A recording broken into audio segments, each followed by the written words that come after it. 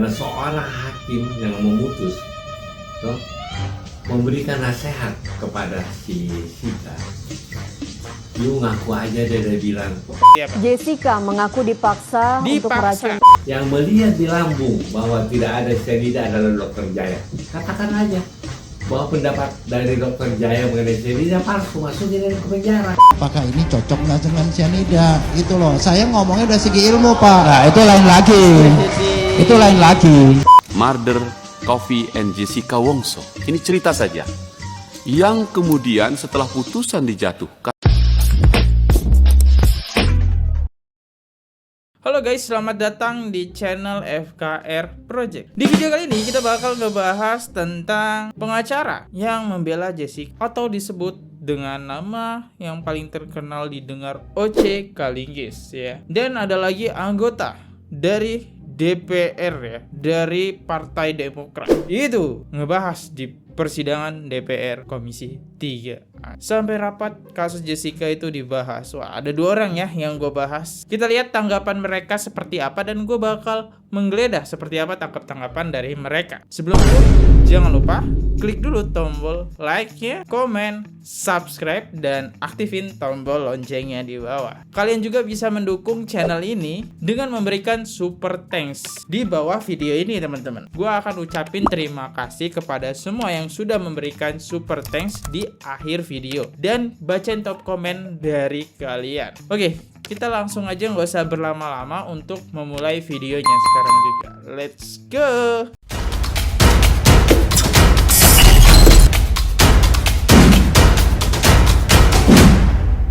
Oke, ini Oce Kalinggis ya. Oke, kita dengerin. Oke, Bang Oce. Jadi mengapa ya sekarang orang ribut mengenai Jessica? Supaya kalian rame tahu, saya ini ya bukan cuma praktisi, tapi beberapa kali membela kasus pembunuhan. Bahkan pernah membela kasus pembunuhan dengan tuntutan bebas. Nah, Oke. Tanggal 7 Februari 2021.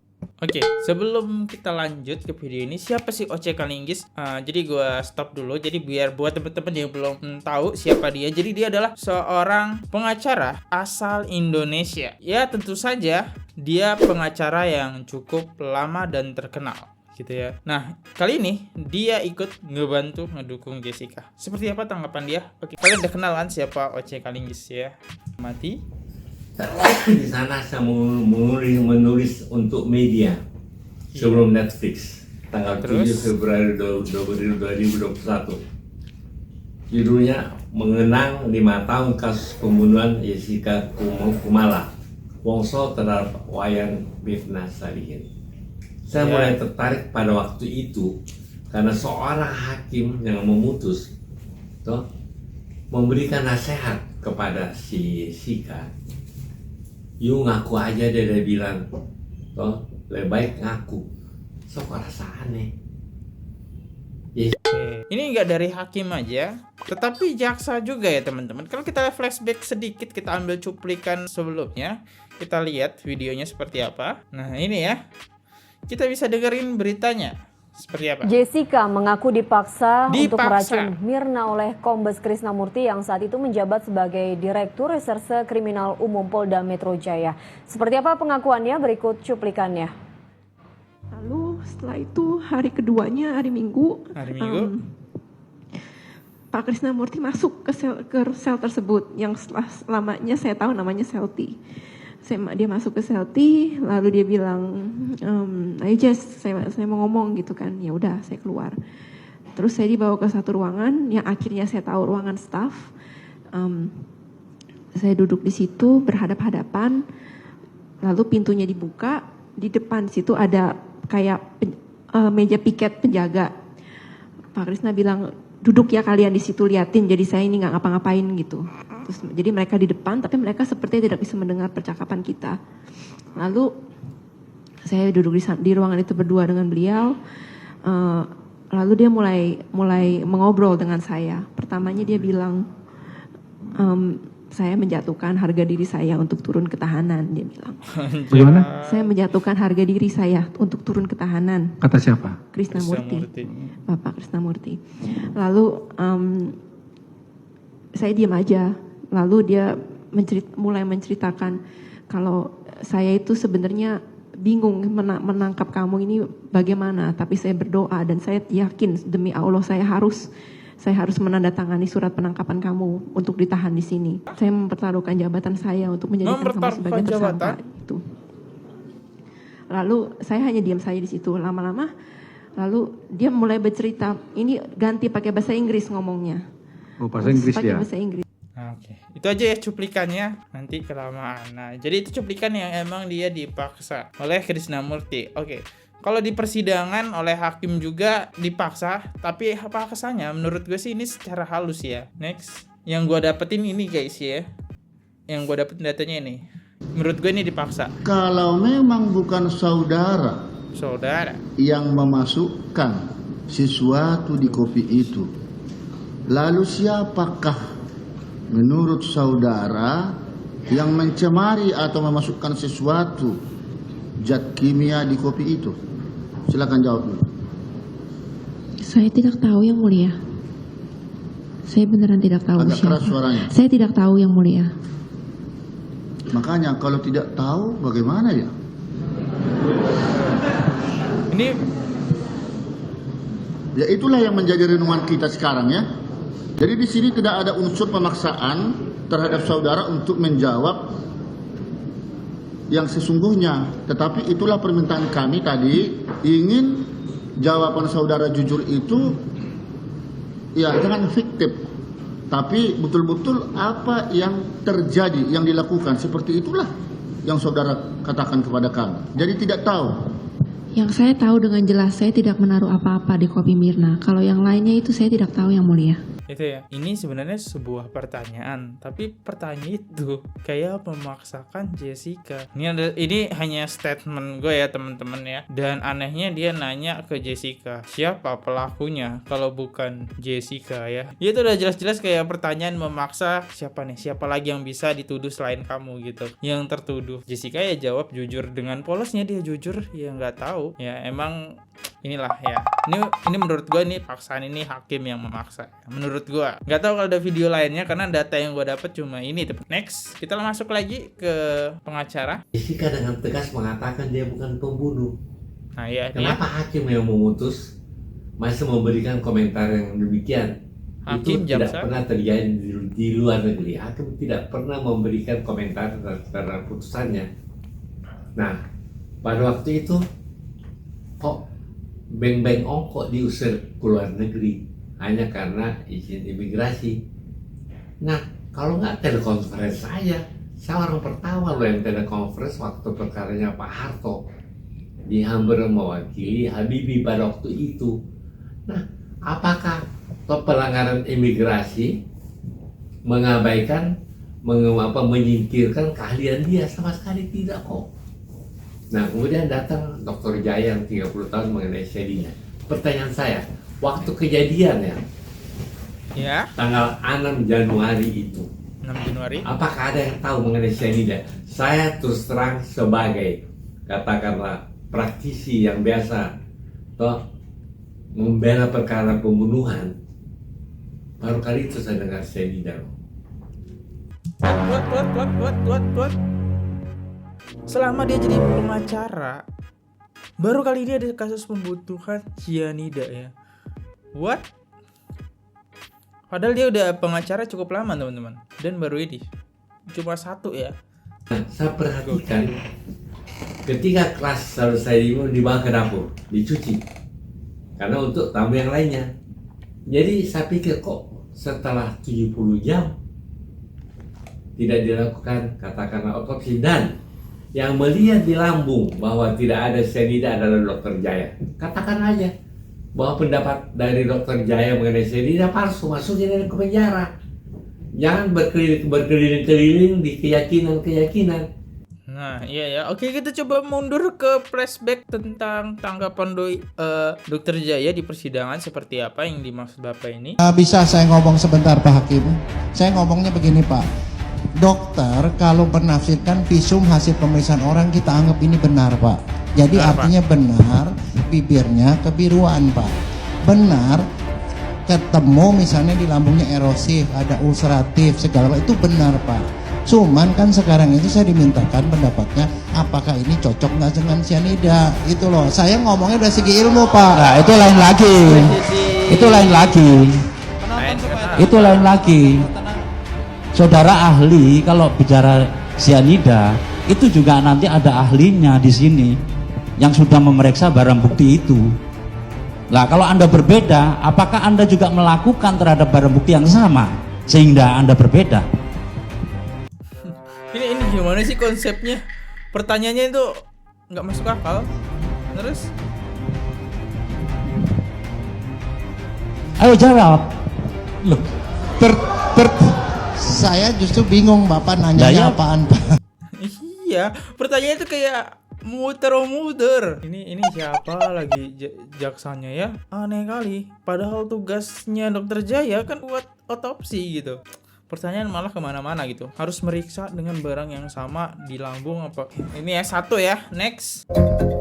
Jadi kalau benar ya itu suatu keracunan cyanida yang klasik, mestinya di lambung ada cyanida, di hati ada cyanida dan tiosianat, di darah ada tiosianat dan cyanida, dan di dalam urin serta liur kalau diperiksa itu ada tiosianat Pak. Itu adalah yang saya ajarkan ke mahasiswa saya Pak. Jadi kalau umpamanya di sini kita lihat, ternyata di lambung tidak ada cyanida. Artinya negatif itu artinya apa? Kalau dibilang negatif artinya apa maksudnya? Tidak ada cyanida Pak. Oh, tidak ada cyanida ya. Jadi supaya jangan saya salah.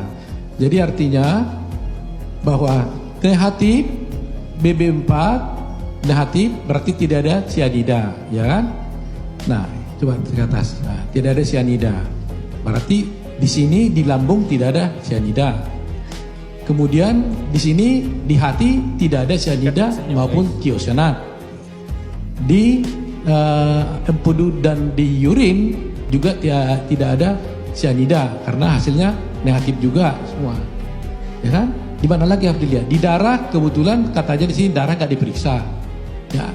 Lantas dengan hasil pemeriksaan ini apa kesimpulan saudara dengan terhadap korban ini? Matinya bukan karena cyanida Pak. Tuh, matinya bukan karena cyanida. Udah ditekanin banget ya, karena emang negatif. Cuma dari argumen hakim jaksa itu meyakini cyanida. Padahal ini ahli otopsinya aja yang tahu banget tentang cyanida itu bukan cyanida. Kok bisa-bisanya yang tugas jaksa jadi merambat ke tugasnya Dokter Jaya ya? Dia tahu banget dia tadi. Pertanyaannya konyol. Oke, ini penjabarannya. Oke, kita lanjut lagi next. Nah, hakim ini menyampingkan baik Beng Ong maupun katakanlah ya si otopsi mengenai visum et repertum Dr. Jaya, Musakir punya pendapat dan pendapat ahli lainnya yang mereka mengatakan kematian daripada si Jessica bukan karena cyanida. Nah, kalau seandainya mereka mengatakan mereka berani, sudahlah si ahli ini membuat pendapat palsu biar terjaya ya pembuat palsu. Makanya saya katakan sebelum Netflix ini nanti Anda baca 3 surat saya, satu tanggal 7 Februari 2021, satu setelah Netflix tanggal 2 Oktober, satu tanggal 15 Oktober. Saya konsisten mengatakan bahwa Jessica adalah korban dari salah putus 15 hakim tersebut. Yang pasti mereka memutus bukan karena saksi fakta, tapi karena saksi keyakinan. Bukan karena gampang kok. Kalau saya periksanya si Jessica, tapi saksi apakah saudara melihat Jessica menuangkan cyanida di gelas Mirna? Pasti tidak lihat. Sama sekali tidak, karena saya tidak ada di tempat. Tapi penggiringan opininya begitu luar biasa sehingga semua orang percaya apa yang dia katakan benar. Inilah kalau terjadi katakanlah pengadilan media. Pengadilan media Menyampingkan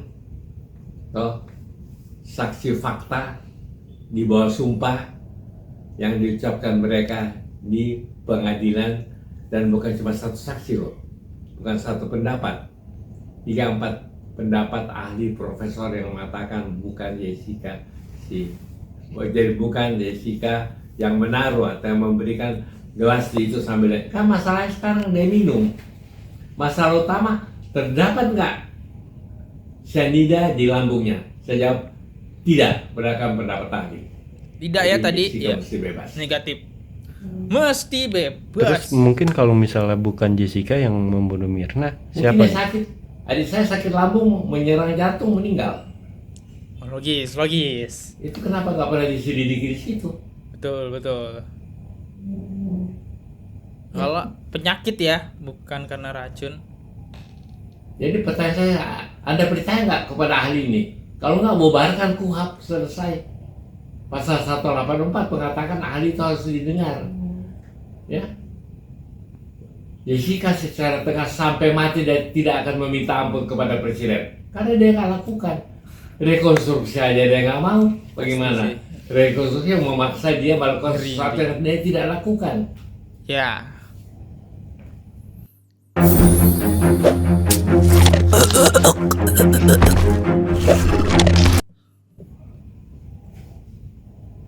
Bang, jaksa kan mengatakan kalau misalnya otopsi tidak perlu dilakukan menyeluruh karena 3 bagian organ Mirna seperti lambung dan 2 lagi itu kan sudah cukup membuktikan kalau Mirna mati karena cyanida. Tanggapannya, Bang? 1000 perkara selalu pembunuhan mulai dari otopsi visum et repertum. Sekarang kan mengenai barang itu ada di lambung atau tidak, masa dikatakan tidak perlu? Tapi siapa yang bilang tidak perlu, guys? Kasus Trisakti juga visum dan repertumnya dengan otopsi kok. Iya, harus lah. Kasus pembunuhan harus ada otopsi. Terus Itu ini kan apa? masuk pembuktian, Pak. Pembuktian. Bagaimana mengadili pembunuhan tanpa pembuktian, dan pembuktiannya di otopsi, Pak.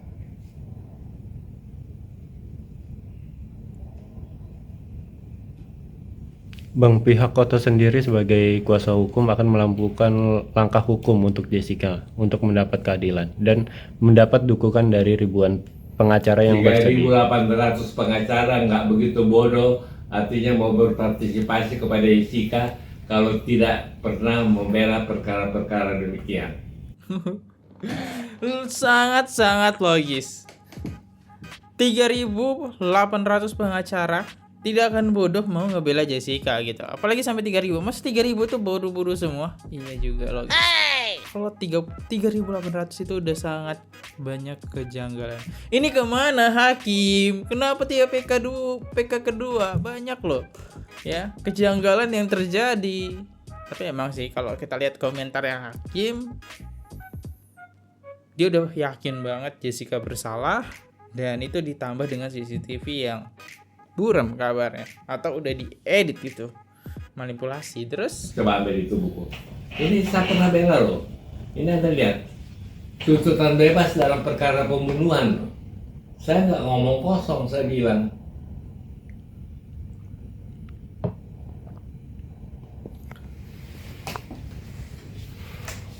jadi sampai Di luar negeri aja kan banyak ya sudah divonis tapi terakhir salah vonis. Oh banyak guys ya salah vonis kayak gitu di berita ya, banyak banget lah. Gua tadi sempat Bang, tanggapannya setelah ribuan pengacara akan melakukan pembelaan untuk Saya Jessica. yakin dia bebas, titik. Kalau keadilan itu masih ada di bumi Indonesia ini.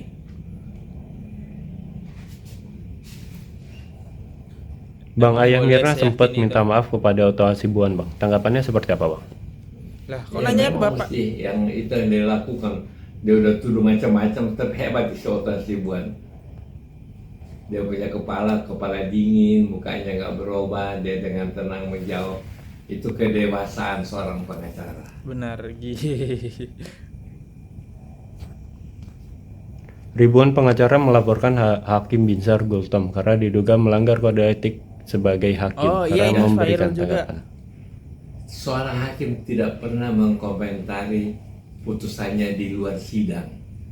Masa dia minta begini? Yang saya tahu ya, Jessica ngaku aja yang benar aja. Sampai mati juga Jessica nggak mau ngaku untuk hal yang dia tidak lakukan. Nggak etis loh begitu-begituan. Makanya sekiranya ini pembelajaran bagi semua hakim. Ya, kadang-kadang ada hakim kata-katanya kita panggil dia yang mulia. Saya ngalami sendiri di Jakarta Pusat. Wih, kata-katanya maki-makian lah, katakanlah anggaran dasar abal-abal, ini bohong apa semuanya nggak bisa katakan demikian. Dia dengar aja kemudian ditimbang-timbang kan, ya mana yang benar mana yang salah. Memang masih banyak hakim yang mesti belajar bagaimana mesti bersikap di persidangan. Jangan mentang-mentang punya kekuasaan di satu pihak pengacara panggil dia yang mulia, di lain pihak kelihatan dia memihak misalkan contohnya. Itu nggak bisa. Memang masih banyak hakim yang benar-benar profesional, tapi ada juga hakim-hakim yang mesti kita laporkan ke kode etik karena kelakuannya.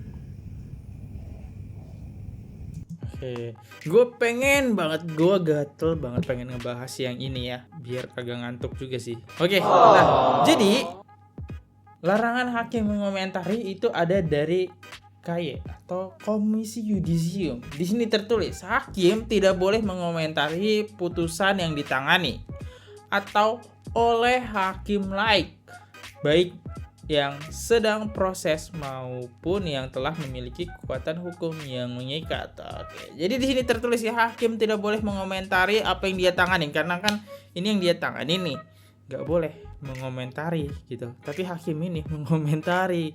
Ya di sini sedikit pinter sih ya pengacaranya. Dia merhatiin banget dengan ini ya, pasal ini. Gokil. Jessica mendapat keadilan. Saya ngomong sebelum Netflix loh. Dari dulu kan saya mengkritisi pelanggaran hukum. Sampai-sampai saya bikin buku korupsi Bibi Chandra. Akhirnya gua masuk penjara, tapi nggak apa-apa. Itulah risiko perjuangan hukum kan. Bang, ini kan udah 2 kali PK ya Bang. Apa masih bisa dilakukan Bang? Oke. Ya, terobosan hukum selalu bisa. Waktu saya kondang Karta kan nggak pernah bisa PK kan. Tapi akhirnya bisa nih. Dan saya sampai bikin buku begini. Ini gua nggak pernah ditangkap. Mereka yang kebal hukum. Aduh, gue jadi inget sesuatu lagi sama si Ono.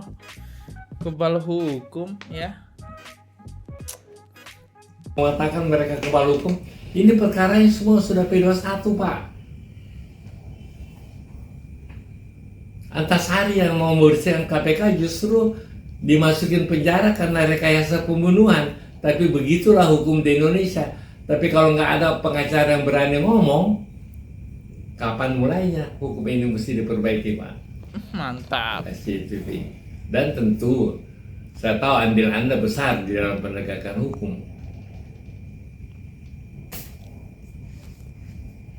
Terus Bang, setelah Jessica 7 tahun mendekam di penjara, apa yang bisa ngebales kurungan Jadi itu? saya yakin sekali kalau hakim-hakim ini setelah mendengar suara rakyat, karena suara rakyat adalah suara Tuhan, toh Vox Populi Vox Dei, maka keyakinan pasti akan datang bagi Jessica. Itu keyakinan saya. Dan berdasarkan analisa bukti-bukti dan pengalaman saya sebagai pengacara selama 50 tahun lebih. 50 tahun. Terakhir mungkin Bang, apa yang mau disampaikan melihat kasus Mira? Ya, sebagaimana Anda baca dalam majalah saya kan, dalam majalah bukan saya, no fair trial, bebaskan Jessica.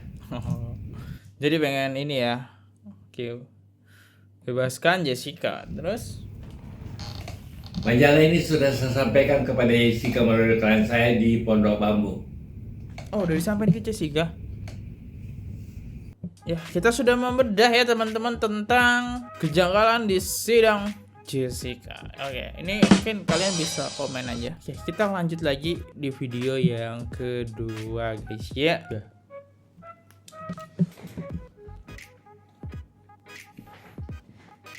Oke, sekarang kita lagi masuk ke topik yang kedua, yang dimana ini dibahas di DPRD Komisi 3. Oke. Dari Panjaitan ya, Hinca IP Panjaitan. Oke, kita coba dengerin pendapat dia teman-teman. Gokil sih ini. Pas. Murder Coffee and Jessica Wongso. Ini cerita saja. Yang kemudian setelah putusan dijatuhkan, tercecer rasa keadilan di tengah masyarakat. Yang ditampilkan lewat berita, cerita, gambar, dan seterusnya. Sesat pikiran publik, sesat kita juga anggota DPR ini, sesat juga hakim-hakimnya. No viral, no justice. No viral, no Sampaikan ini karena ruang di Komisi 3 adalah ruang publik, ruang komisi tentang keadilan, ruang untuk mencari rasa keadilan. Sampaikan di situ. Kalaupun tak sempat datang Bapak Ibu semua karena ngurus PK, izinkan aku menggunakan hakku bertanya kepada semua mitraku tentang kasus ini. Mitranya ya, yaitu di persidangan. Kalimat 1 tahun terakhir yang sangat kencang adalah no viral, no justice itu. No yang viral, biasanya no justice. sampai di tangan polisi saja. Tapi hari-hari ini telah mengubah cara pikir masyarakat Indonesia, terutama setelah media besar, dalam artian semua orang menjadi netizen dan semua orang menjadi sutradara. Jadilah misalnya film yang kemarin Ice Cold yang diproduksi oleh Netflix, disutradarai oleh seorang tertentu dan bicara tentang Murder Coffee and Jessica Wongso. Ini cerita saja. Yang kemudian setelah putusan dijatuhkan, tercecer rasa keadilan di tengah masyarakat. Ya, yang ditampilkan lewat berita, cerita, gambar, dan seterusnya. Dan itu jumlahnya besar sekali. Besar sekali. Dan bisa jutaan. Misalnya film itu ditonton hanya dalam tempo sebulan, sudah ditonton selama 3 juta jam. Dan besar sekali. 3 juta jam, asli besar. Kita sudah bicara tentang pidana mati yang sudah disajikan sangat lengkap. KUHP baru kita juga sudah disajikan juga sangat baik, yang akan segera berlaku tanggal Januari 2026 yang akan datang. Waduh, lama. Dan tapi jikalau Ibu terpilih menjadi Hakim Agung, maka akan menghadapi yang saya sampaikan tadi, baik KUHP barunya maupun suasana kebaharuan di masyarakat yang sangat terbuka hari ini. Sementara pengadilan kita selalu gambarkan dengan tembok-tembok besar yang tak peduli dengan apa yang terjadi di luar. Karena hakim itu independen untuk mengambil keputusannya. Jadi dua sisi yang bertumbuh begitu cepat. Nah, pertanyaan saya adalah, jikalau Ibu nanti Hakim Agung dan pasti memeriksa perkara itu, levelnya kalau tidak kasasi ya PK. Karena kalau dari pengadilan negeri banding itu kan nanti di bawah. Dan misalnya diputuskan di pengadilan bawah, putus pidana maksimal lah misalnya begitu, juga banding. Tapi kemudian berserakanlah tadi yang saya sebut rasa keadilan itu di tengah masyarakat. Tetapi tidak masuk dalam substansi yang diperiksa di ruang persidangan. Bagaimana Ibu membaca itu? Bagaimana Ibu yang mulia nanti meletakkan rasa keadilan itu menjadi sesuatu dalam mengambil keputusan? Saya mau mengatakan hari ini bukan soal keadilannya yang Ibu akan adili, tapi saya ingin mempertanyakan rasa keadilan yang dirasakan oleh masyarakat banyak. Karena tadi sekarang keadilan nggak lagi milik yang pencari keadilan, tapi masyarakat luas jadi mengikuti setiap detik, setiap langkah. Maka kasus yang memakan perhatian kalau sudah pembunuhan yang barangkali akan ancaman pidana mati, hari ini hampir semua televisi akan mengangkat itu live, malah terbuka sekali. Dan ketika itu maka semua mata, semua rasa akan ditumpahkan ke situ. Jika Ibu menang atau menjadi Hakim Agung, bagaimana pandangan Ibu tentang apa yang saya sampaikan ini?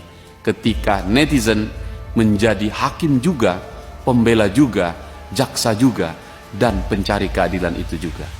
Terima kasih pimpinan. Keadilan itu ditentukan oleh uang. Maka orang bilang no money, no justice. Keadaan yang kedua, keadilan juga ditentukan oleh tekanan publik.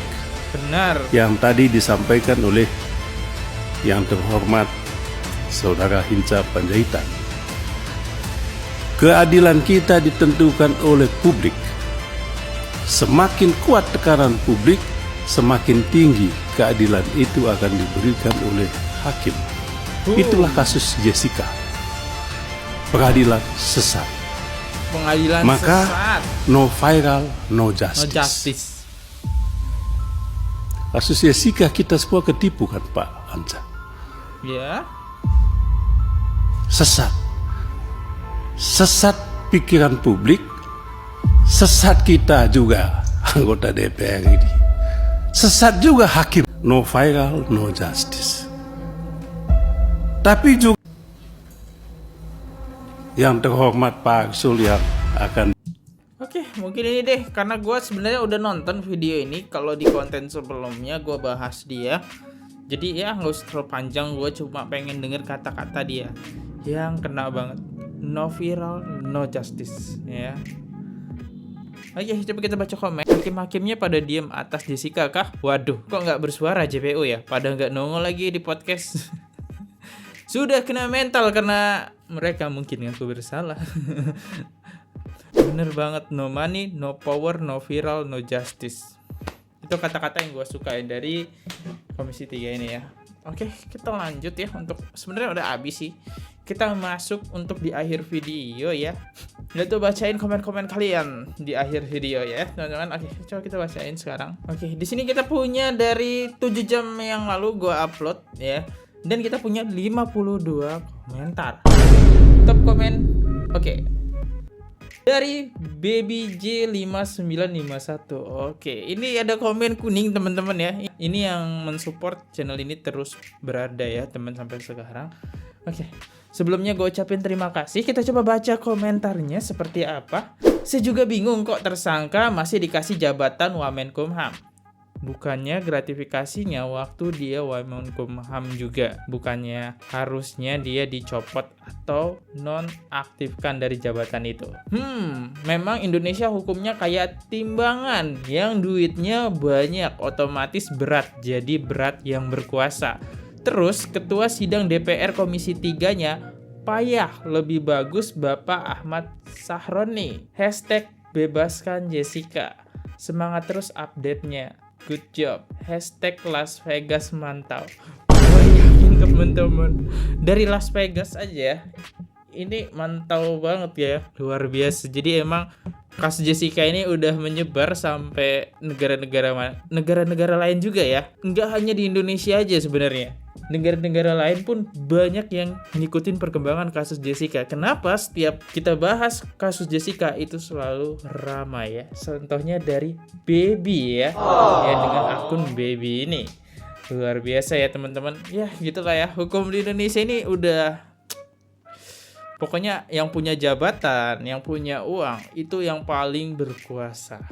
Ya itu harusnya udah bukan rahasia lagi ya, tapi udah menjadi rahasia umum gitu, udah pada tahu semua ya. Oke, thank you ya dari Baby untuk terima kasih buat supportnya ya, dari super thanks-nya. Oke, kita lanjut ke top komen lagi ya.